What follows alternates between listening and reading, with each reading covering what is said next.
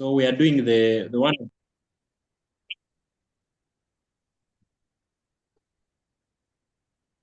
Hello, our viewers.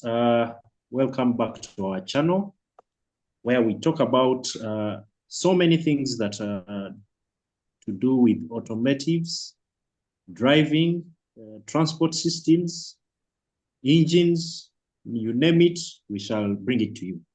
And now we are talking about vehicle performance, and we are trying to demystify other um, uh, issues that come up with electrical systems within the cars that you are driving, the modern cars, which have things like airbags, belt tensioners. We want to see how these systems work. And with us today, we have Engineer Ivan, who understands these technical things better than myself. He is going to take us through how these things work. For us, we usually just buy the car, press buttons, or, we do the bare minimum. We don't go into the physics and chemistry, some of the subjects that we just left in school. So, Ivan, please, you're welcome, and we are looking forward to your explanations. Yes, good afternoon, everyone. Thank you, Alan, for welcoming me again to this talk by the Moto Mouths, Uganda. Now, once again, as usual, we get straight to business to explain the basics of how supplementary restraint systems work. I'm going to use a small presentation. Supplementary restraint systems. Many of you have seen SRS written somewhere on these modern vehicles. On the dashboard, it could be on the seats, it could be on the doors, it could even be on the sun visors. Information about airbags may be written there, and even on the steering, where you find the horn. That's actually the main airbag, I think, the one that comes with the horn on the steering wheel.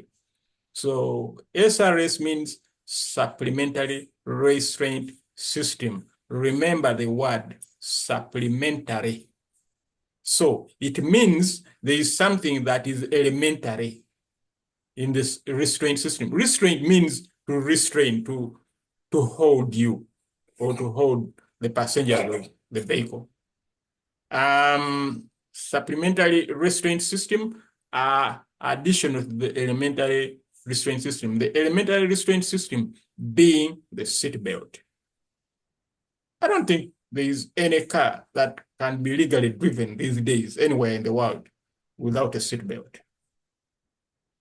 I don't believe you still have anywhere in the country. You can have cars that don't have airbags. I think it's not in some countries, it is not yet mandatory, but elementary restraint systems, seatbelts are mandatory almost everywhere in the world, at least everywhere else I've been in the world, apart from Uganda. Now, SRS is supplementary restraint system. And now this brings us to the element of, today I'm going to talk mostly about the airbags and some other systems that hold us in the seats. Although these days there are other systems involved. For example, there are bonnet release mechanisms that happen when crashes happen. On newer cars, they have systems which release the bonnet. Things have got that interesting. When the manufacturers try to make cars safer for all of us, remember, all of us, not just us, the occupants of the vehicle. It also includes, they make vehicles safer even for the pedestrians or whoever you are crashing into. I hear many people complaining that cars these days are soft compared to the cars of the 60s and the 70s, which were built like houses. Cars these days are soft. They are using light materials. Some of them are even plastic. I know, I think on the Nissan X-Trails, parts of the body are even plastic. I think the wings are those parts behind the headlights, but before the front doors.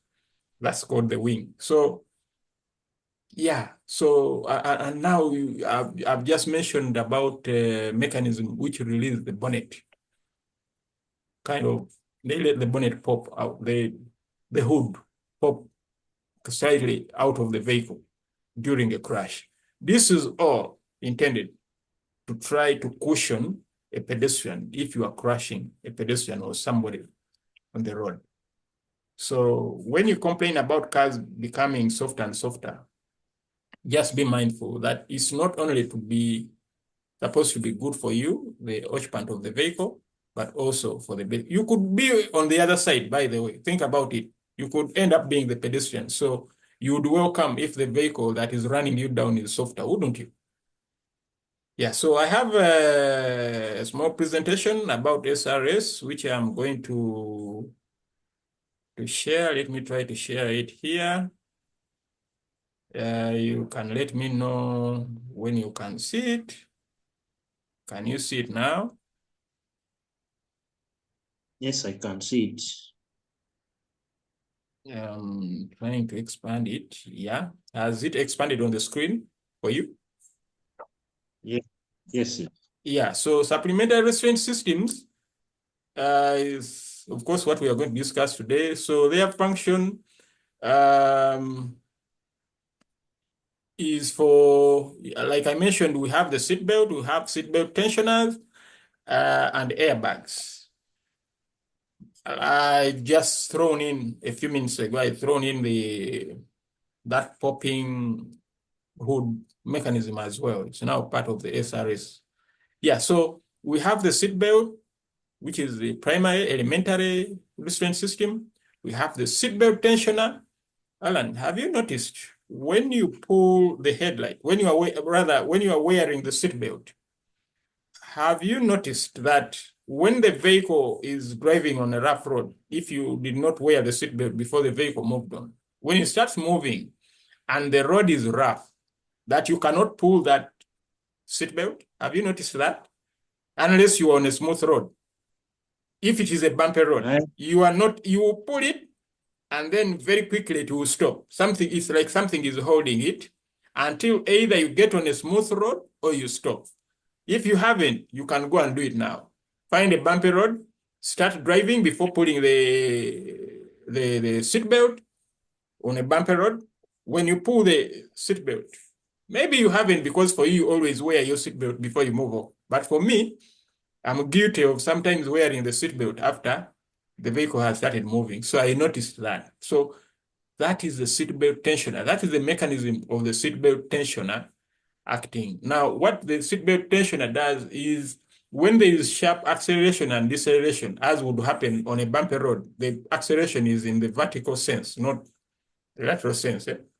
So it is reacting to vibration, I think, acceleration in all directions. So what it does is it holds the seatbelt. You can't pull it anymore. So if you've already been wearing the seatbelt and you got into a crash, you'd have very, very quick deceleration. Deceleration is the opposite of acceleration. You'll be stopping too quickly in the lateral direction, so it will hold you. What the seatbelt does is that mechanism holds the seatbelt so that when you move forward, the seatbelt, no more of the seatbelt comes out of that pillar where the seatbelt hides, so that you are held in your seat like this. If it didn't do that, you just pull the seatbelt along with you. It would be as if you're not wearing a seatbelt. The seatbelt is quite effective in as far as preventing you from moving forward during a crash. That is its job, to hold you in your seat, not to move with you. So they put a mechanism. When everything is okay, you don't notice that mechanism is there, which is operating. It is when you are in an emergency, or like I said, you are driving on a rough road, that you may notice that belt tensioner. This is called the seat belt tensioner. As the word suggests, it tensions the seat belt. It actually just holds the seatbelt, but you and your tendency to move forward, you are the one bringing the tension. Your weight is what is bringing the tension. So the seatbelt tensioner and airbags are now present in most effective restraint systems in modern vehicles these days. So at speeds in excess of about 40 kilometers an hour, the seatbelt alone is no longer adequate to prevent injuries, to prevent you getting injuries. So airbags now come in, and if you've noticed, airbags will not deploy below that speed, below 40 kilometers an hour. If you have a crash below 40 kilometers an hour, usually airbags will not deploy. They will not deploy because it is assumed the seatbelt by itself is enough to protect you. Airbags deploying are not pleasant. I've not suffered an airbag deployment before. I've not suffered it myself, but I've talked to people who did, and it's not pleasant. So that's why it will only deploy when it is absolutely necessary. And that's why there are sensors in the vehicle to ensure that the conditions are met for deployment of the airbag. And also the way airbags are deployed, the commands are electronic. So a computer, a control module of sorts is involved. So the system is both mechanical and electrical. The tensioners are mechanical, mostly mechanical in how they operate, although nowadays they also have sensors for determining, for some of them now have electrical charges which explode to ensure you don't move it. But that has to be controlled by the SRS control module, SRS computer. So this is why SRS is important. Scenarios like this, none of us wants to find ourselves in a situation like this. But now you see people complaining about the front of the vehicles being soft, especially in the front. You see this, if you can see my cursor, you see how after the impact, parts of both vehicles have crumpled. That force, the crumpling takes away some of the kinetic energy that has been built into the vehicle before the crash. As you are speeding up, the more you speed up, the more kinetic energy you are building. And when you come to a stop, all that kinetic energy, because you are stopping, has to be converted very, very quickly into potential energy. And if the system is such that most of that potential energy is being converted on your body, that is how you get injured. So these crumpling zones, I'm trying to explain this in a simple, basic way. I hope you get me. But these crumple zones allow the exchange, the transfer. It's like an exchange, mpank way. So you are exchanging kinetic energy for potential energy, but you are expending that potential energy by mangling the car up. But that is what is preventing excessive potential energy to get to your body. It's like a sponge. It's like a mattress when you fall on the ground and there's a mattress. It's very different from when you fall to the ground and there's nothing and there's just marble or there's just cement. You get the difference.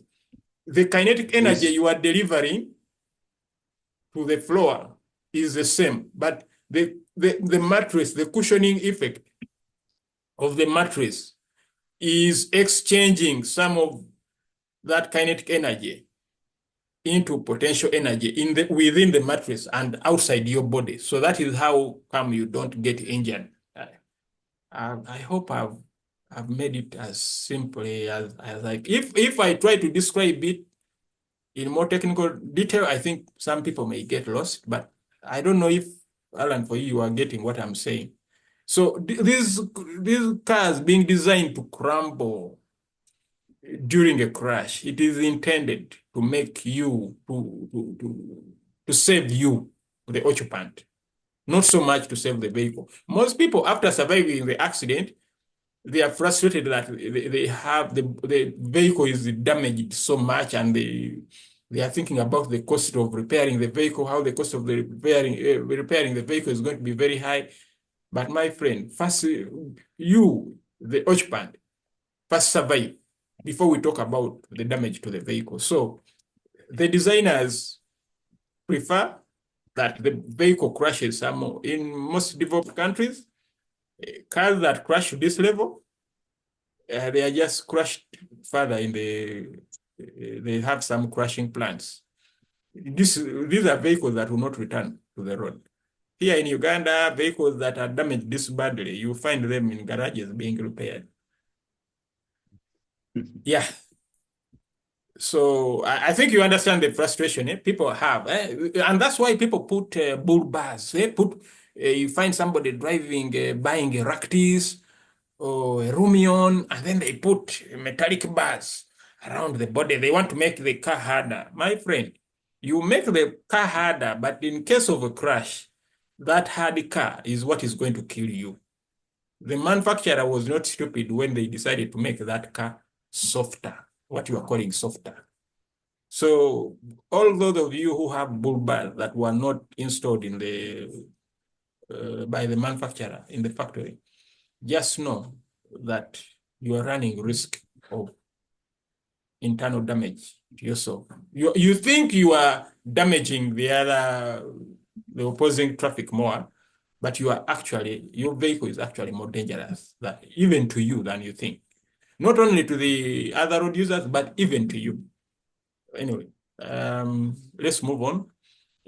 So the airbag deployment sequence in short is like when a crash develops, the driver and passenger will normally be in normal sitting position prior to impact. There is a caveat here for Ugandan drivers. I see most of you. I'm infuriated when I see you driving with the children on your laps in the front seats, driver and passenger in the front. And you are wearing the seatbelt, the child is not wearing a seatbelt, but you are holding them, showing them. I don't know whether you are showing them love or hate, because in case of an accident, as we shall see shortly, you kill these children, you survive, but this child will die. Anyway, when a crash happens after about 15 microseconds, now this is like in the flash, like lightning. After 15 microseconds after impact, the vehicle is strongly decelerated, like losing speed, and the threshold for triggering the airbag is reached. There are sensors in the vehicle which are monitoring how quickly the car is accelerating and decelerating. When the deceleration reaches a certain threshold, a certain limit, these sensors will inform the airbag control module, which will react by sending electronic commands to igniters, which now in turn ignite fuel tablets. You don't know it, but there is so much involved with getting the airbag deployed. Inside the airbag, each airbag assembly, there are igniters. There is a fuel in some aluminum containers that can inflate. So after about 30 microseconds, the airbag unfolds. It begins unfolding, and the driver will have moved forward. Meanwhile, as all this is happening, you are moving forward. But if you're not wearing a seatbelt, now this becomes a problem. You are now going to see why it's a problem. Because you have moved forward too much, because the seatbelt will not have even when you are wearing the seatbelt and it holds you, you still have some movement because the seat and everything else is straining to hold you back from moving forward. So there is some minimal movement that will happen. But if you are not wearing a seatbelt, you go for what we call for, you just go wholesale.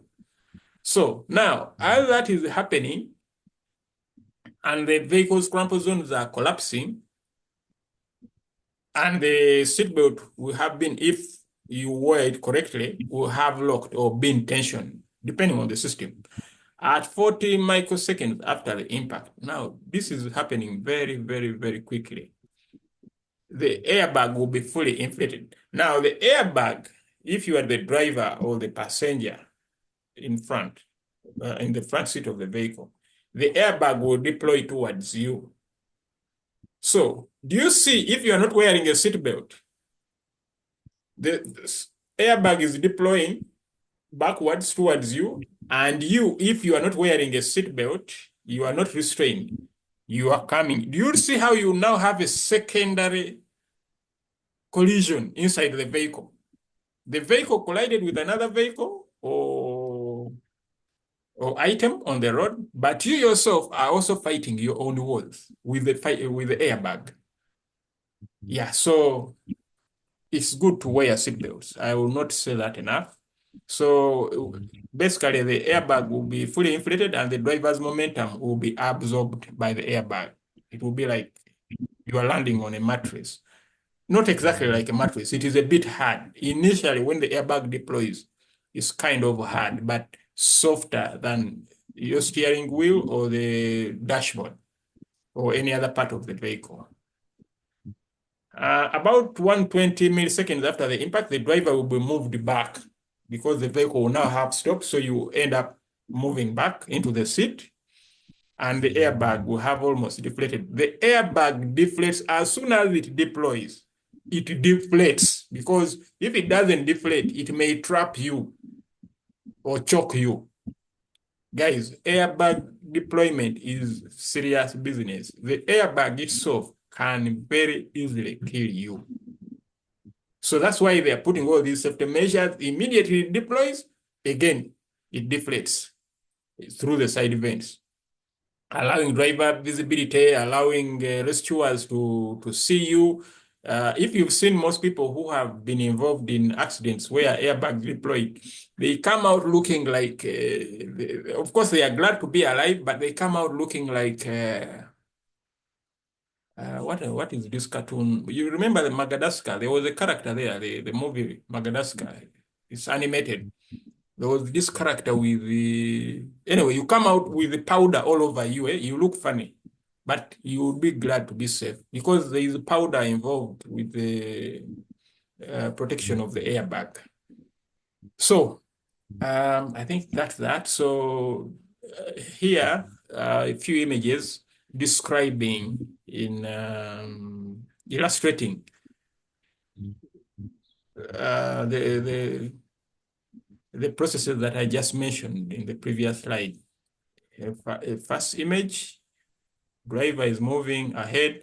Here, the airbag is starting to deploy, but you see, even the driver's head or the body is starting to move forward sharply.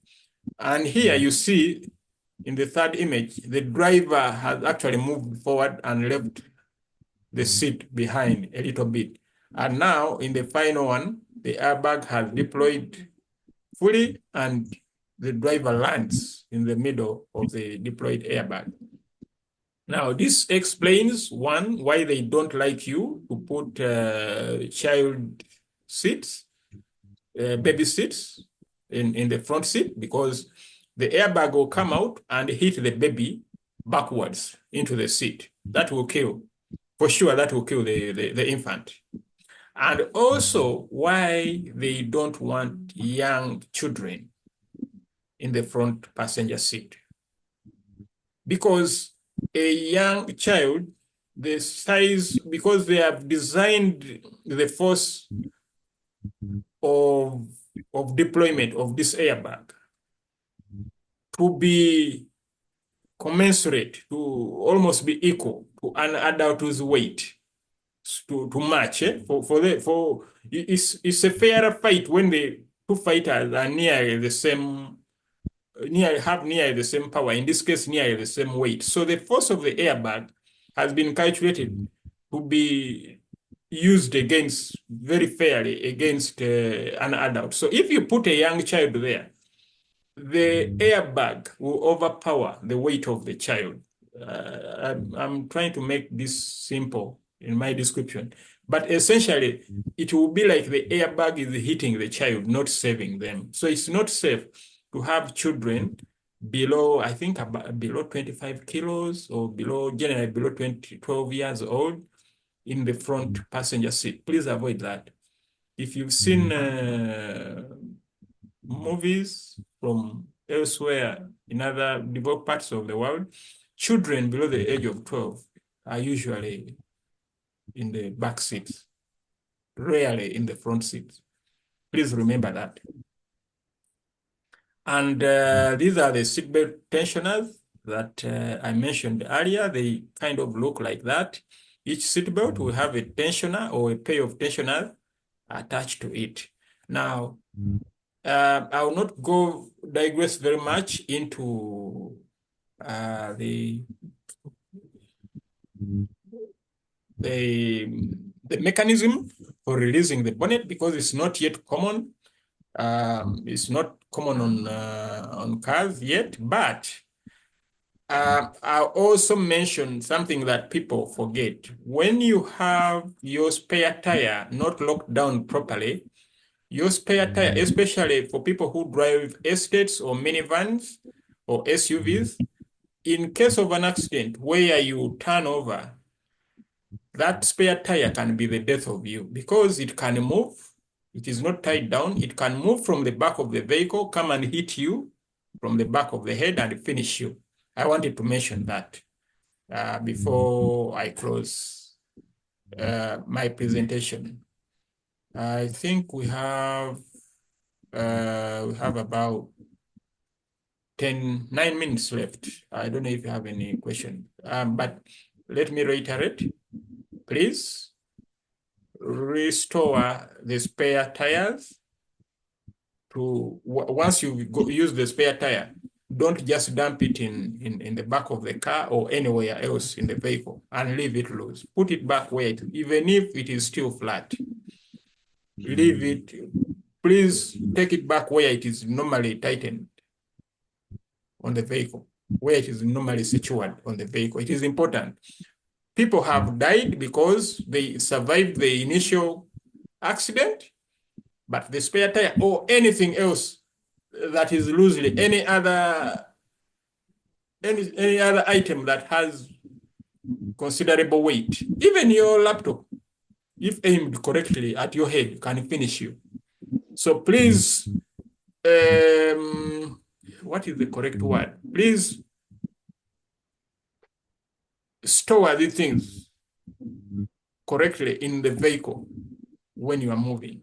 Loose items in an accident can kill you. You survived the main accident, something you kept in the back seat that was loose, maybe a television or something that was not secured. I was looking for the word secure. Secure everything correctly in a vehicle. Thank you very much, Alan. I don't know if you have any comments or questions. Yes, thank you very much for your presentation.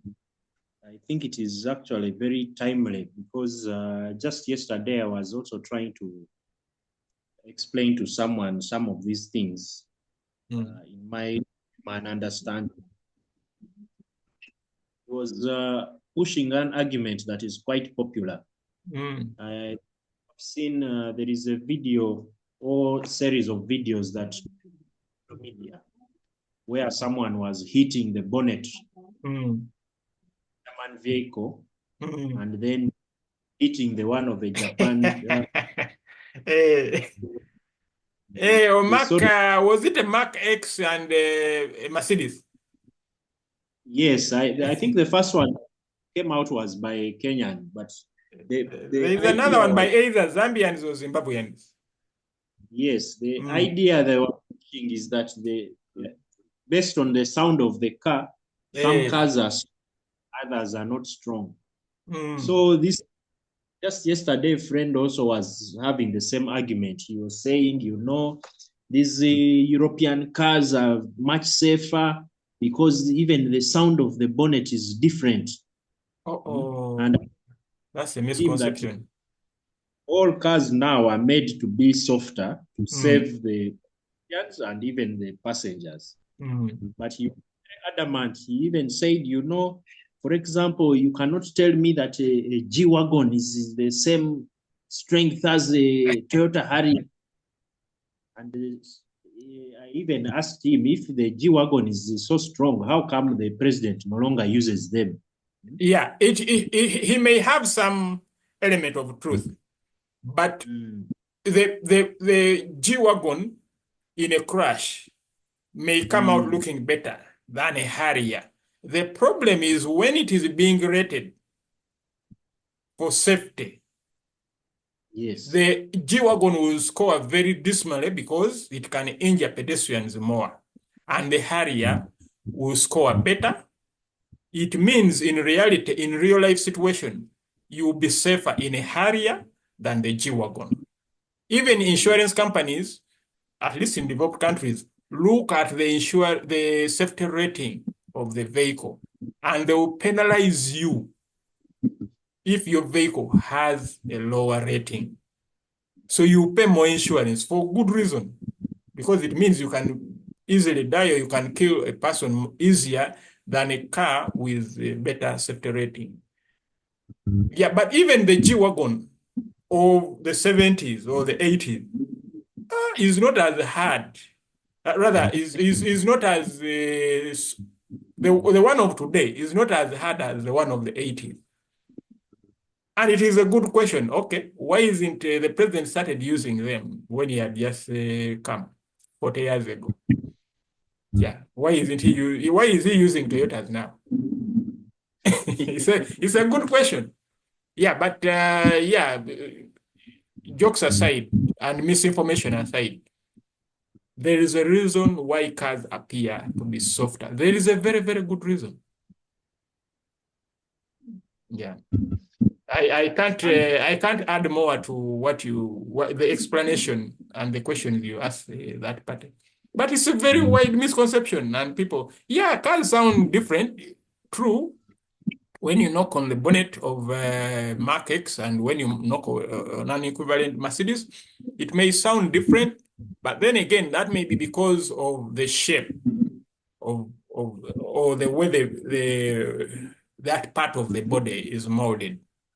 But I'm sure even a Mercedes, if it is rated highly on this safety scoring, will be as soft as a Toyota. In a crash, it will be as soft as a Toyota with a similar rating. Yeah, ezo zetuite embozi z'omumalwa, unfortunately. Such jokes with little information, the reality is different. That is why you see people oyinza okuyimirira n'oyimiriza omuntu n'omugamba ssebo oba nnyabo omwana mugye ku ki mutuuze emabega lekera okuvuga ng'olina omwana mu maaso omuleze. My God, the insults you can get. If you sat down that person like I have just done now and explained, they would actually be grateful. But a lot of us do the things without knowing. That's why at Moto Mouths, Uganda, that's why we are coming out and trying to demystify such a myth. Actually, I think in some places, at some point, they used to say that even the traffic police would fine people for doing that. But, our laws are usually looked at as suggestions. So there is also an element of Gambanogu. Yes. Yeah. But even on weekends, Sunday, you see so many people driving with children in the front seat. Actually, some of the child on their laps. Yeah, and some children are allowed to move back and forth. The child jumps from front, goes to the back, comes back, distracting the parent. My God. Neighbor Nang. Drivers of today, we know you've got some money, and most people are learning the hard way. You know, I've heard of about 3 or 4 families recently that have lost children. They were with the parents in the crash. There was one on the northern bypass. I think the child even went through the windscreen. And some of the children in the back seat, they ended up strewn all over the road because they were not wearing seat belts. These were children moving around, moving about, and the parents survived. Can you imagine? The parents survived, and they lost the children. And many Yeah. people sit in the car, they don't wear seat belts until when the policeman has stopped them. I wonder whether Ugandan, you fear the policeman. Ugandan is Olemwa. Okay, thank you very much for giving me this opportunity to explain to us through Moto Mouths Uganda. We shall have another conversation another time. Bye.